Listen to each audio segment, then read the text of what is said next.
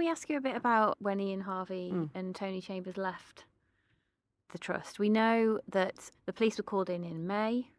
It took them almost 12 months to decide that it was actually criminal, that some inflicted harm is the term that they used, was being inflicted on these babies. And Lucy Letby was arrested in July 2018. Now, we do know that Ian Harvey had told Tony Chambers earlier that year, around about January apparently, that he was going to go and retire that year. And I think he left within weeks of Lucy Letby being arrested. Yeah. And I think Tony Chambers left around about a month later, but much more suddenly. I know that there was an extraordinary medical staff committee meeting called around about mid-September 2018. And the following day, it was announced that Tony Chambers had resigned and would be moving on. And what I should say is that what we now know, Fiona, is that just before that meeting happened, apparently Tony Chambers resigned. The inference being that he knew what the outcome of that vote would be, a vote of no confidence in him. So can you just explain what sort of meeting that is and what's likely to happen at that meeting, Fiona? So the medical staff committee is basically all of the medical staff, all of the permanent medical staff in the trust.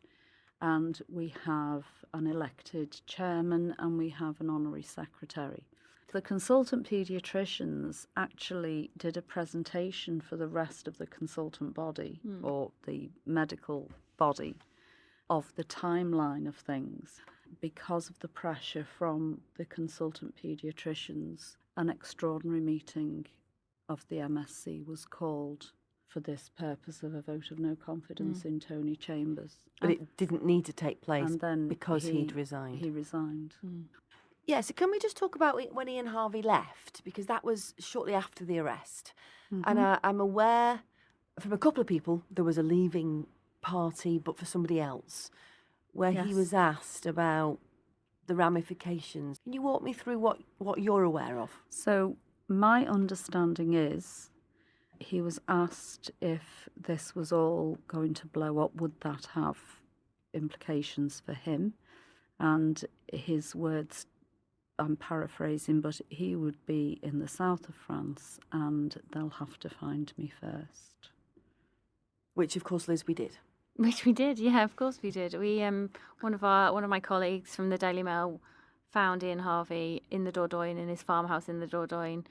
I say Ian Harvey. He saw Ian Harvey, but he didn't speak to him. He saw his wife, who threatened to set the dogs on him, and he didn't really get any information